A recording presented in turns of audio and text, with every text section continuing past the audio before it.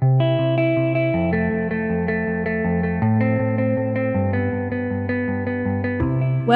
to the Microdosing for Healing podcast. I'm your host, Casey Garrett, and together we'll be discovering and learning from inspiring voices of healers, medicine keepers, and visionaries. Every episode, we'll explore the world of health, vibrant wellness, and natural medicine for a new era of human society. Welcome to today's episode. Hello, everybody. Welcome to the pod. I am here today with Jeya Lorenz. She's coming to visit us from the UK today. And in introducing Jeya, I wanted to share how I came across Jeya's work. So those of you who've been hanging with me for some time in our community, listening to the podcast, one of the intentions I set for our second season of the podcast were dual-fold. So one was I really wanted to feature guests from around the world. You know, the US is doing whatever it is it's doing right now. And I felt like this was a really, really important time to use the podcast to bring together people from around the world, holding medicine in new ways that many of you have not heard of or met before, and learn new ways. The other thing that was really, really important to me is, you know, this year has been so defined by the loud, the pithy, the soundbite, feeding the algorithm, and so much richness and depth, I feel, is getting lost this year. And so I really wanted to choose people that I had come across that really are deeply reflective, deeply reflect the systemic collective nature of this work, kind of the greater purpose of doing this work in this moment, and also who speak to and vision this work in a very nuanced, thoughtful way that always doesn't appeal to the vibe, let's say, of this year. Jeya was definitely one of those people, and I'm very grateful to have her with us today. Jeya has been in the field for some time, working with medicines, developing guides, and especially as more and more people come to practice and more and more people want to serve in the field, I really wanted to highlight her work in also guiding guides, which she's very focused on these days. So Jeya, welcome. Thank you so much for being here. Thank you. That's a really overly kind introduction. But I'm really excited to be here, and it's been lovely to connect with you this far. Oh, thank you so much. Just because I know folks in my community are meeting you for the first time. You have quite an extensive career. You started out working in social justice and NGOs, and then came into medicine work for over a decade now. And now you are developing a training program called Beyond Protocol, developing guides who are wanting to embrace this work, someone outside of the clinical space of this work. So I'd love for you to just open up by sharing your personal path, how you came into this world, and also kind of what have been the defining people or moments or processes that have really defined you becoming a guide. Thank you. So I guess it's funny, I don't necessarily refer to myself as a guide so often. And so I always feel a bit like imposter syndrome, and like, you know, I have so many more teachers and people who have influenced me and guided me. And I always feel I'm very much in a support role, but I suppose I am a guide at the same time. But I haven't quite stepped into that feeling yet of, anyway, I feel that my role is very much a bridge of bringing people into this work and guiding them towards other teachers who I feel have been holding this work for many more decades than I have. But so I suppose a guide in that way as well as a guide. But my journey started, I suppose, about 13 years ago. I was very fortunate to come into the world of ayahuasca and started sitting with an entheogenic church that exists all over the world and is held within the communities, and continued exploring different medicines, always within sort of indigenous lineages and specific kind of, from specific earth-based practices and never kind of within this clinical model, and always very underground, and ended up bringing lots of different communities and people to have experiences sort of here in the UK. And then started going out to Costa Rica and realizing there was kind of a whole world out there of people sort of outside of the UK, living in community, living this work, and really sort of, integrating themselves into this life and this way of life and this way of working with medicine in a very different way.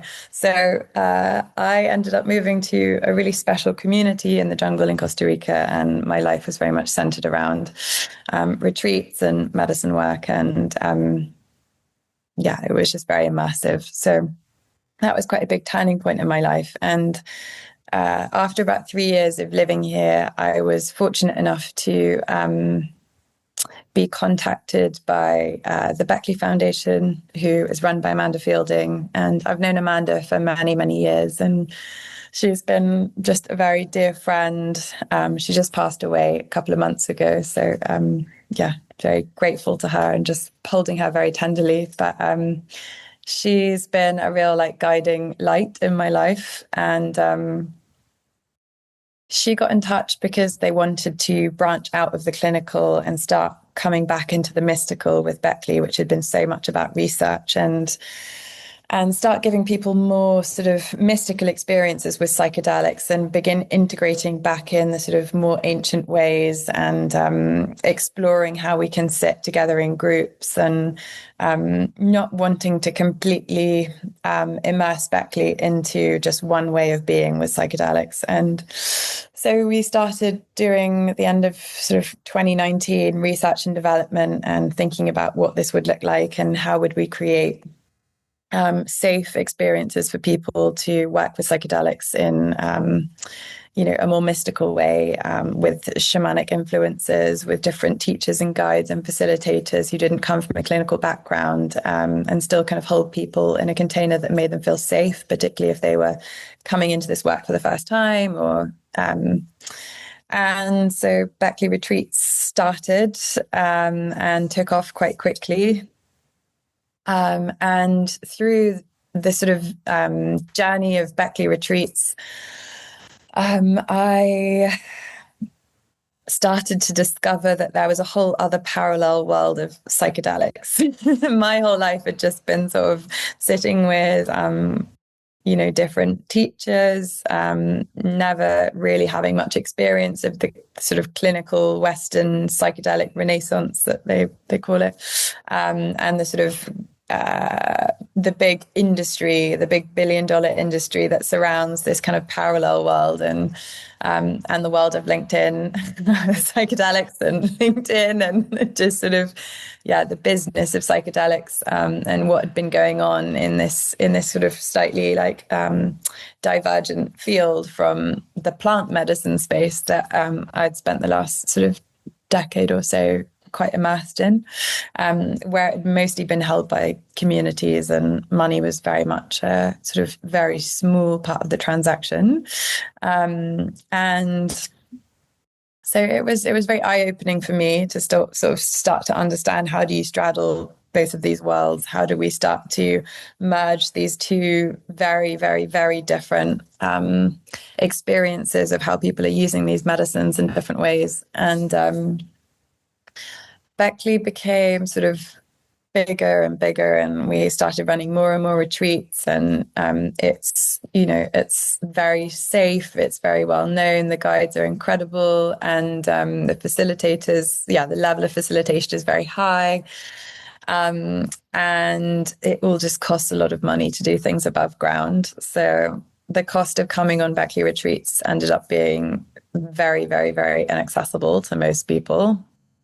And after about 4 years of Beckley, I decided it just wasn't aligned with my path anymore, and kind of left Beckley and came back to, I suppose, my more sort of community, earth-based, kind of grassroots plant medicine communities, spaces, and just sort of sat with the question of what can I do in this space to sort of change the narrative a little bit, or direct people who I feel are going in one direction, to just hold the knowledge and the wisdom from places in this space that I feel really need to be heard and really need to be amplified, and people and voices that need to be championed and continually sort of like pushed into the limelight of this space. So in my own small way, meeting lots of different therapists who had had very little experience outside of the clinic, but are now offering psychedelic assisted therapy, now not just in the clinic, but also wanting to hold retreats and so forth, kind of frightened me a little bit, because it just felt a little bit like there are a lot of people wanting to come into this work having not had too much experience or grounding outside of the clinic. So it was an opportunity to bring guides, voices, elders, Indigenous folks, people who I feel are really integral to the soul of this work, to come and start speaking and giving these powerful transmissions, and hopefully directing it into the way of people who are going to be working in this field and in this world. And it's just going to continue to grow and grow and grow as more therapists sort of start taking these trainings. So that's the space that I'm in now. And hoping to continue on that path. Beautiful. Thank you. I would love for you to share one of the things I know I hear from people who come from traditional clinical backgrounds and academic backgrounds. It's such a different style and method of learning. You know, when you come from kind of the PowerPoints and the structured and the memorization and the pictures of the brain, right? And then when you go to step out into this work, you realize that doesn't really prepare you to sit with a person, right? And their full spectrum of their humanity. And so one of the questions I get asked often of people new to this work, whether clinicians or corporate or completely different fields, are, do I need to become a therapist first before I can do this work? And they're always quite surprised when I say, no, actually, it might benefit you. Your experience is actually perfect for the people that you're going to hold space for, ironically. So can you share a little bit about cultivating and preparing to step into guideship outside of that clinical wheelhouse?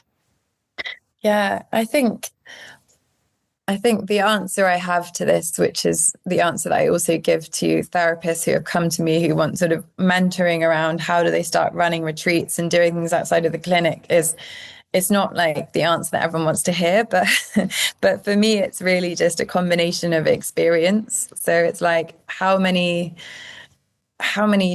journeys have you gone on? How intimately do you know this medicine and how it works? How deeply have you committed yourself onto this path? And it's not this thing of like, I've done 100 ceremonies, I've done 200 ceremonies, but it's just really like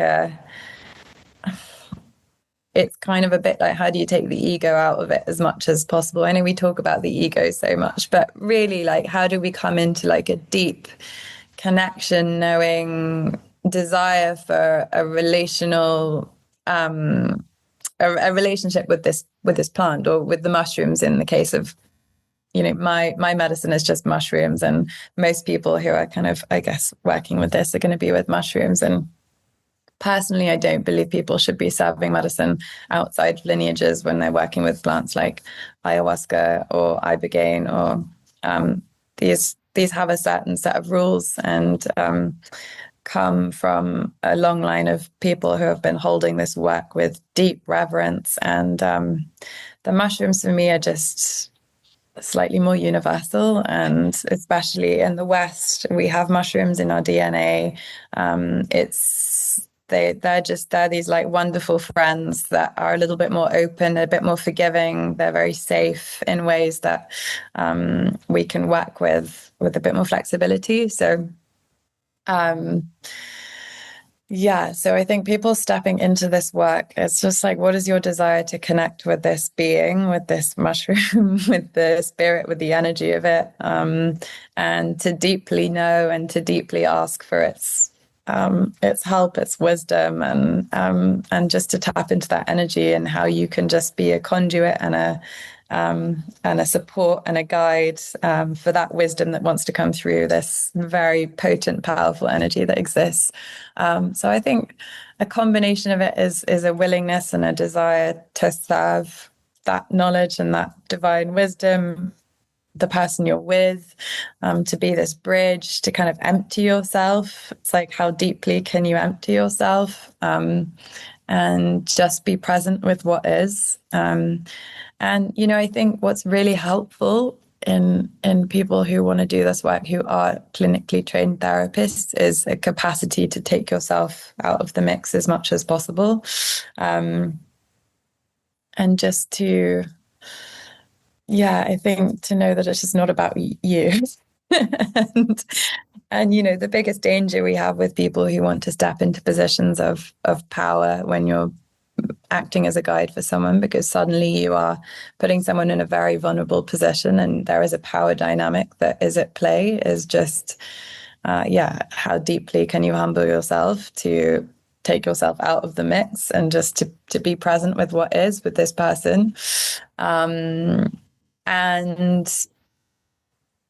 just to be of service of these two beings that want to that's kind of the best advice I have, is just a willingness, a desire to connect, to keep doing your own work. And then is just to continually seek guidance from people who have been doing this for many, many, many years, because wisdom from elders, there's just nothing else that can match it, I think. And if we think that we can do it all ourselves, we can, we could, but we're never going to be as good as we can be when we're actually like seeking wisdom from people who actually do know better than us. And I think there's some part of us that has to surrender to that knowing, and have the humility to know that there are people on this planet who just have this level of integrity and wisdom and knowing and knowledge and experience that we can always benefit from. Well said. Thank you. Speaking of emptying oneself out, I know one of the things that comes up like in real world guideship practice is attempting to do this work and also live in our busy, full muggle world realities, right? Because I find, and this is just my personal opinion, I feel like guideship requires, and spirit and the mushroom require, a different standard than other professions, where there's more of a divide between, okay, this is my job, I'm in this role, and I behave this way when I'm in this role, and then I'm this person in the rest of my life. I think like spirit sees all. The mushroom sees all. There's no separation between who you are, if your integrity in your personal life and your integrity in your professional life. And spirit always, we're not pulling anything over spirit when we do this work professionally. And so it becomes really challenging, I think, because so much of guideship is setting yourself aside, as you said, and being a clear vessel and a clear channel to hold space to really see and guide and witness. And that's hard to do when you have little kids who need you, or, you're trying to be an attentive, present partner. So I would love for you to share the actual serving in the field, like sitting with people, guiding people, and also navigating, like having a real life in this modern culture. Yeah, I mean, all I can share is my capacity for this work diminished by about 75% after I had a child. So I think, and I was actually had a mentoring call with someone this morning, and they were kind of talking about, their feeling guilty about charging people for this work, and how they just want to help people who need it most. And I was just reflecting back to them how that's such an honorable thing to want. And the commodification of healing is always really sticky and difficult for some people. For some people, it's not. But how much this work requires of us is just so multifaceted. And, you know, it's when you're going to sit and take someone through a journey, it's like, from my perspective, to be really, you know, to be fully present and show up in a way that I have to, or I think that is required to be there for someone. It takes a few days of preparation. It's like a few days of making sure that I'm eating well, that I'm doing my meditation every day, that I'm not having crazy cortisol levels and stressing myself out, that I'm getting a few nights of like really, really rested sleep. And for me personally, if I know I'm going to be working with a group or with an individual, I'll make sure that at the end of my meditations, I'm thinking about those people. I'm sending them metta. I'm calling in my guides. I'm spending a few days saying, you know, may so and so have a really wonderful experience. May they get the healing that they need. And so I think there's many different levels of what you can call in and what you can do to prepare to sort of sit with someone and be with someone. And so that's a few days. And then there's, of course, the day or the night of, which on the physical level is very taxing, on a mental level is very exhausting, on an emotional level, you know. As guides, we're really helping people process energetic, physical, spiritual, this lifetime, last lifetime. It's a lot to hold. And you know, I think if you're practicing energetic hygiene, it's a lot easier, but that can also take many years to cultivate. And so the days after can be quite destabilizing sometimes if you have a very big journey with someone, and just for you to ground yourself and to come back into yourself and to feel kind of safe in your own energy again. And again, just like the physical exhaustion, for me these days, it's a few days of recovery and getting back to sort of base levels. So I think when you have kids, it's, unless you have a very supportive partner and a lot of things in place, it's really hard to give that much to someone and to a group, and to show up to that level. So my advice is to have like a really amazing partner and a facilitation partner or a facilitation team, to kind of really feel very in tune with and supported and rely on, so that actually a lot of that work can be shared, and the emotional labor can be shared, the physical. So that's how I've managed, is just having like really incredible support, friends, partner, people who I can rely on to support me with this work. But I have taken my son on quite a few of our retreats, and it's not easy. It sort of holds like 18 people on a retreat, and then to have in mind that there's a babysitter with my son somewhere, and it's after the retreats and the ceremony's over, you need to put the baby to bed, and it's a whole other wild thing. But yeah, I don't know if that Thank answers. you. No, it's honest. It's honest. Yeah. And it comes up. And I think it's unique to this work when you're holding such present space for others. So thank you for speaking to it. Let's talk about training. You know, the whole concept of training and mentorship and apprenticeship.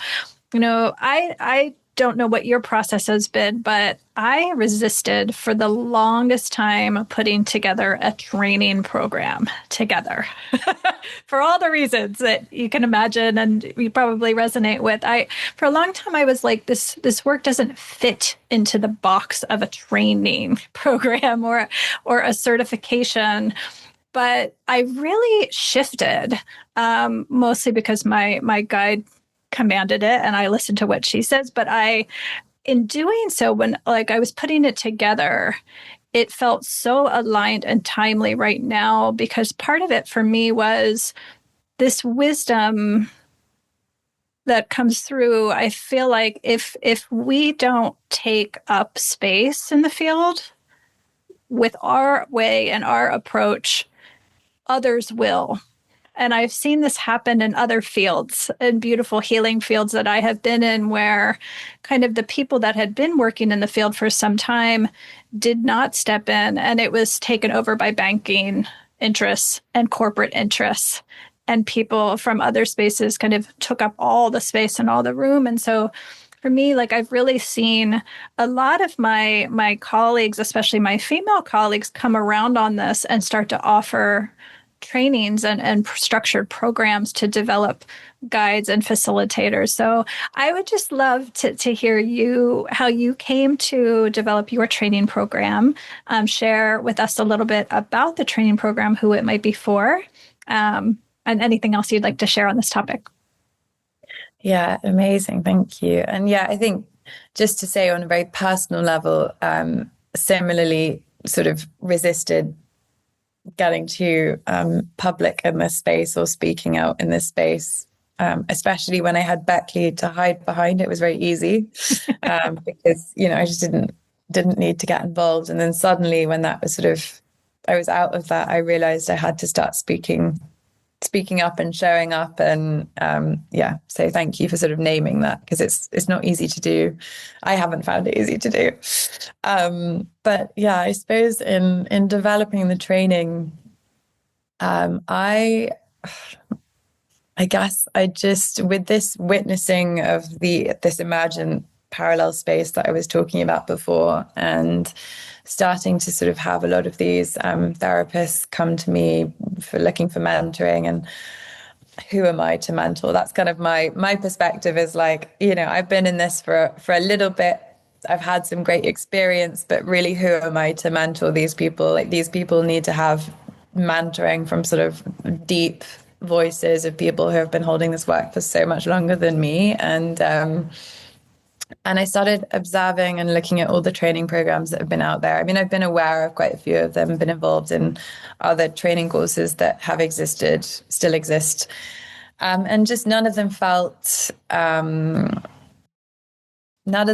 me like the real deal, so to speak. I mean, for some of them in the clinical space, and that's a whole different thing. But I suppose in the plant medicine space, which is what I'm more focused on, and think is sort of maybe not having as much traction as it should right now, with trainings and people getting the correct access to the people who I think hold the best wisdom and knowledge. I just felt like it was worthwhile to pull together all of the most incredible people that I've come along on my path over the last 12 years, and then partnered with my friend Kelly, who I met just like 2 years ago in Asheville, North Carolina, who's just a spectacular facilitator, very, very, very humble person who has been walking this path for more than 20 years, and is part of the Native American Church, and is just, again, got so many incredible elders and people in her field that wouldn't have agreed to do something like this if it wasn't for her asking, because she's just a very special, incredible human being. So I suddenly felt I had access to this treasure trove of really, really special knowledge and wisdom. And I just wanted to, try and platform these voices and try and direct some of the traction of, people in this clinical space, or people who want to get into this work, to try and get them into a space of learning from the space of integrity that I feel shows up in this, in the plant medicine field, through these various different lineages. So it's not just one plant medicine. It's actually people who are holding peyote altars, Shipibo ayahuasquero, someone who's been working in Mazatec culture and Mazatec lineages, someone who's been working in decolonization within the psychedelic space for the last 10 years. So it's a real kind of mixture of different cultures, lineages, backgrounds, but for someone to just have a deep transmission from all of these different spaces, and then to be able to hold it and alchemize it into something beautiful and then be able to go on delivering this work, I felt would be a huge upgrade to anyone who's kind of, wanting to get into this space and continuing offering this work in a way that feels very aligned and, in integrity. So that was sort of the training process. Beautiful, beautiful. I love it. And how long is it? It's 12 weeks long. Oh, beautiful. Okay. Yeah. And starts August 28th. Oh, fantastic. Fantastic. Yeah. Okay, beautiful. We'll put all of that in the show notes for you. One of the things I've been dying to ask you, because it's actually rare that I I talk to someone whose favorite medicine is mushrooms. Mine is too, but I found it very rare. And when I talk to other guys and I say, why is mushrooms last on your list? And they say, oh, it's very unpredictable. And I love mushrooms for that reason. So I just love to give you the floor to just celebrate mushroom medicine and what you love about it, what you think is unique about it as opposed to other medicines, for people who are coming to medicine practice for the first time, why mushrooms might be a good starting point. Anything you'd love to share? Yeah, I mean, gosh, it's such a personal thing, isn't it? But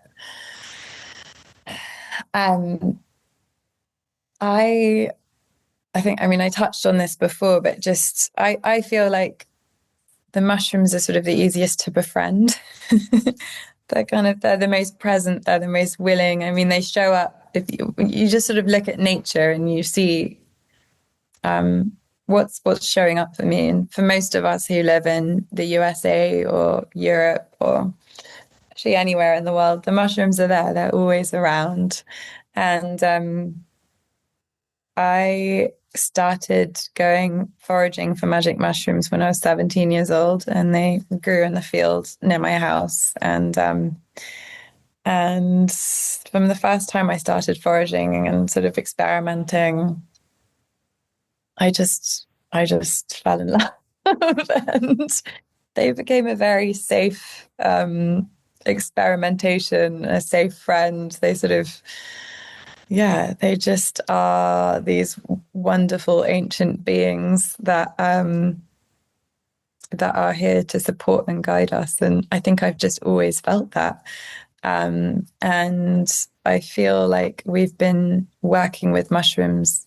Human beings have been working with mushrooms for so many millennia, and they show up in so much deep mythology from different cultures all over the world that it, to me, as I said, feels like the most sort of universal medicine. And I feel like all these medicines have their own sort of special sacred energy fields around them, and there's something about mushrooms that feels very robust.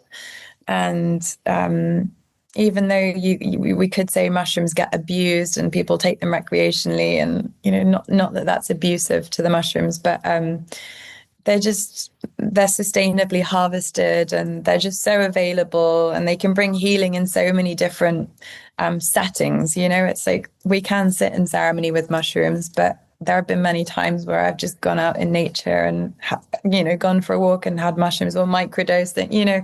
There's just this availability of their healing for us as humans in these very different ways that feels very easeful to me.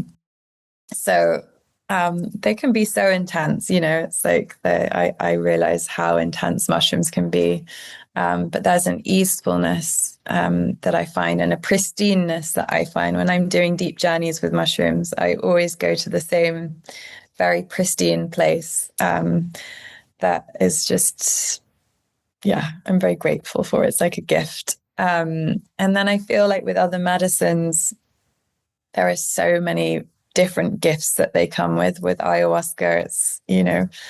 I find it very healing for the body in a way that mushrooms are not. And they're also more complicated, those medicines, and they require a different level of care and a different level of expertise and knowledge and awareness and reverence and prayer. That is just not something I possess personally, but comes with many years of apprenticeship with people who are living in the places that these plants grow. So that's my perspective on how we approach these different medicines and why mushrooms, in my opinion, are the best. I love it. I love it and resonate so much. I would love for you to share a remembrance of Amanda. So she serendipitously came up. This is 2 episodes in a row, probably not a coincidence. My last guest also reflected on her and her place in her experience. So I know she's a soul very, very special to you. So for people who are hearing of her for the very first time, I would love for you to share anything you'd like in reflection. Yeah. So, I mean, Amanda, who started the Beckley Foundation, she passed away just 2 months ago. And she was one of the most kind, sharp, eccentric, kind of whimsical, magical humans I've ever met in my whole life. And she was just larger than life, and her desire to spread the psychedelic love throughout the world for the last 50 years, that's just been her sole mission in life. And she was someone who I thought I'd be really intimidated by when I first got to know her. And I thought she'd be really scary. And I'd heard a lot of stories about how difficult she was to work with and the turnover at the Beckley Foundation. And I think she was quite difficult to work with in many respects. But as a friend, she just was this kind, generous, warm, sweet woman who just wanted to talk about consciousness and just explore. Her life was just a constant exploration, and she just wanted to have fun. Her whole life was just about joyfulness, expansion, and fun. And she's definitely one of the most inspiring people I've ever had the sort of pleasure of befriending, and very grateful for her. So Thank you. Thank you. I'd love for you to reflect on the field, for lack of a better term, the field as a whole, kind of where we've been, where it's going, and where we are presently. From your vantage point, I always love to ask people to kind of just, when you pop your head up and like look at the horizon and the landscape going forward, what are the things you're most inspired by and excited about? And also what kind of makes you lament a little bit? Yeah. I mean, I'm most inspired and excited by some of the deregulation and legalization that's happening, and the policy that's actually kind of working out in some places. I'm really excited by end-of-life care and psychedelics, and palliative care and psychedelics, and the space in the emerging field and how that's starting to finally develop. That's been something I've been super interested in for a long time.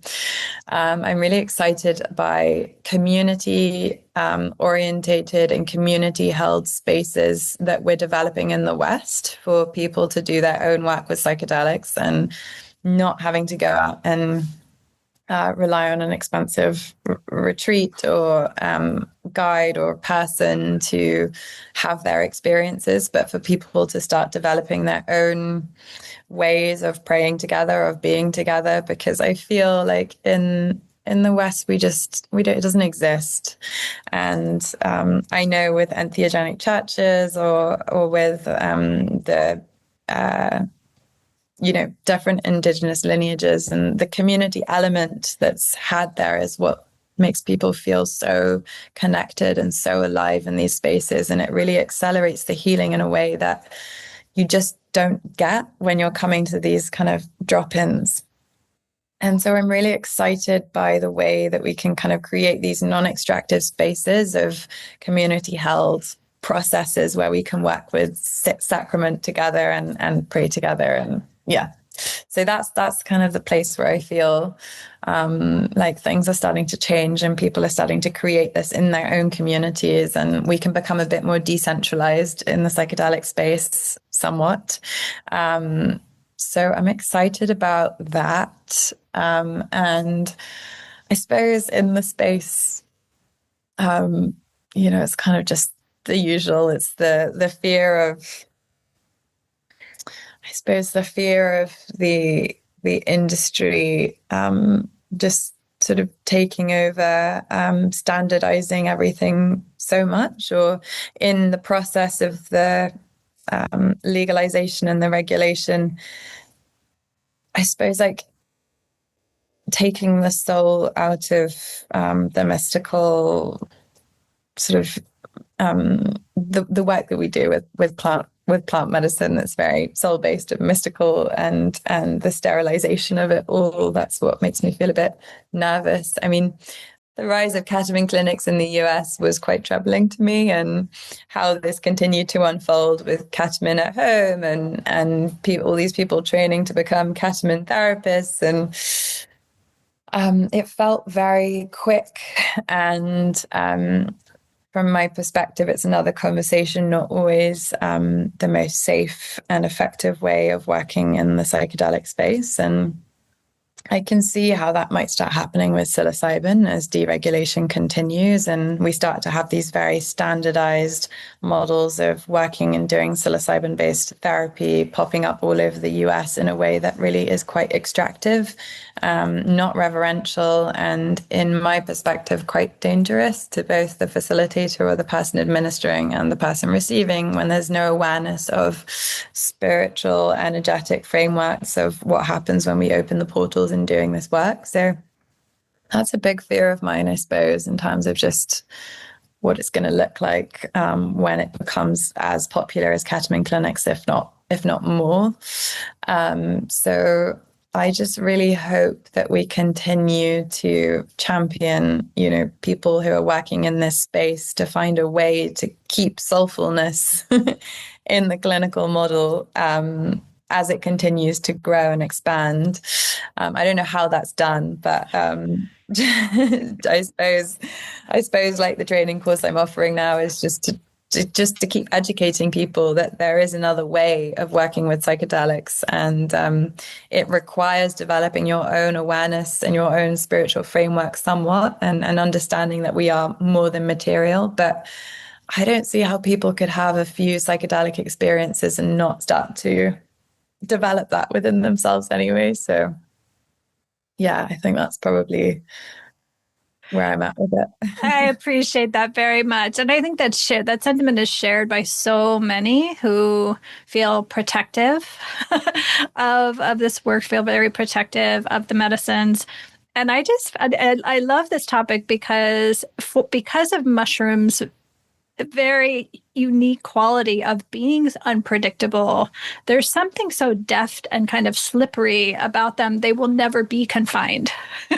We can try. I feel like nature just smiles at us, at our human need to standardize and control and confine. And mushrooms, by their very nature, just won't allow that to happen. There's no consistency to be had when you're working with mushrooms, and that's the beauty of them. Beautiful. In closing, you touched on this a bit before, and I'd love for you to reflect on your background and experience, because what's so profound with a lot of the guides and aspiring guides I work with is they think they need to study and do different things, specific things, when once they step into it, they realize their entire life experience was uniquely preparing them for this work.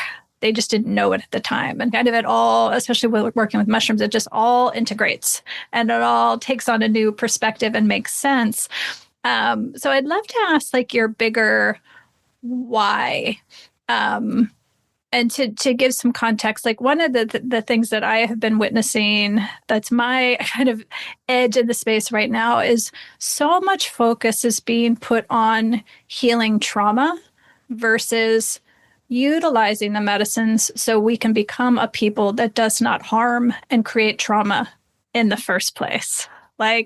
I don't want to see a governor who was a darling of the gun industry being held up as a hero now of the psychedelic field and healing trauma versus addressing the trauma that impacts society in the first place. So one of my greater whys in doing this work is I love to see people break habits and lineages of trauma that's passed down versus kind of coming at it after the fact. So I'd love for you to reflect on, like, what is your greater why in doing this work, and how has your kind of background brought you to this day?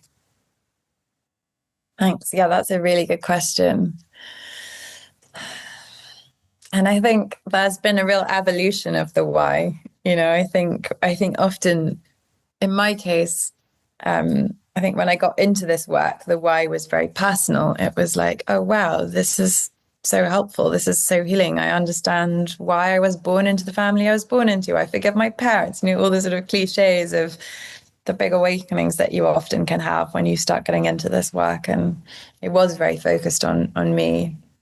And as time went on, I started to understand that these ceremonies and these plants and this connection that we have is, like you said, it's so much bigger than just me.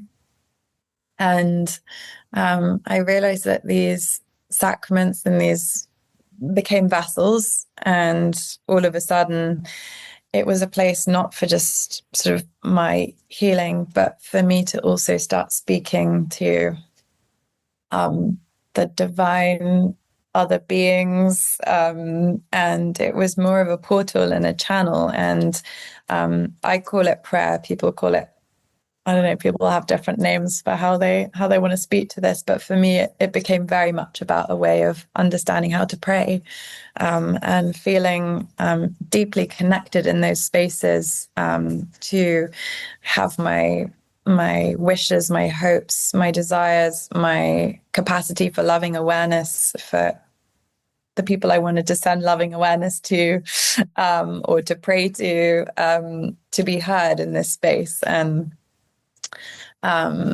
so for me, the why at the moment, I suppose, is just to bring people together so that we can continue to pray. And that sounds a bit simple and strange now that I'm saying it, but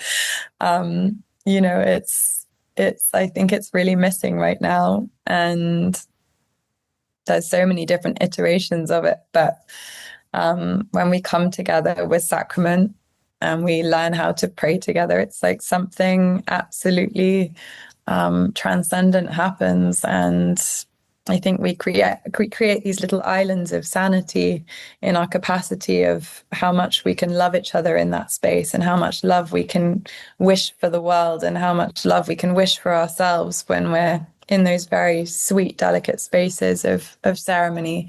And the more we kind of create as many of those as possible that are held very impeccably, I think we sort of start to raise the frequency of our little areas where we're doing this work. Sounds a bit woo-woo, and I'm not usually so woo-woo, but that's my truth right now. So. We can hold your woo-woo. Fully. Thank you so much, Jeya. I so appreciate you. Can you share a little bit about how folks can find you if people are interested in learning more about the training? Well, of course, I'll drop all the show notes in, but I'd love for you to share too for people that are listening. Yeah, you can find the website at www.wearethemedicine.co.uk. And the concept of being the medicine, which is the title of the organization that I run, which offers the trainings and also immersions where we do collective prayer retreats together, is just about how we can begin to embody the energy that we need to be the medicine for these times. So yeah, that's where you can find us, at that website. And we have an Instagram as well, which is Be the Medicine, at Be the Medicine. Or you can find my Instagram handle, which is Jeya Angelique. Beautiful. Okay. And she's also reluctantly on LinkedIn too. Yeah. Sometimes. Actually, you know, I'm on LinkedIn. You'll find me there. Well, thank you so, so much. I so appreciate you. Thank you for spending time and sharing so openly. Appreciate you. No, it's been really lovely to talk to you. Thank you so much for inviting me here. It's been a pleasure. Thank you. And thank you, everybody, for listening. We'll see you back in just a couple weeks. Thanks for being here. Thank you for listening to the Microdosing for Healing podcast. Ready to take the next step? Please visit us online at microdosingforhealing.com. There you'll find lots of information about our global community, professional training programs, and upcoming immersions. See you there.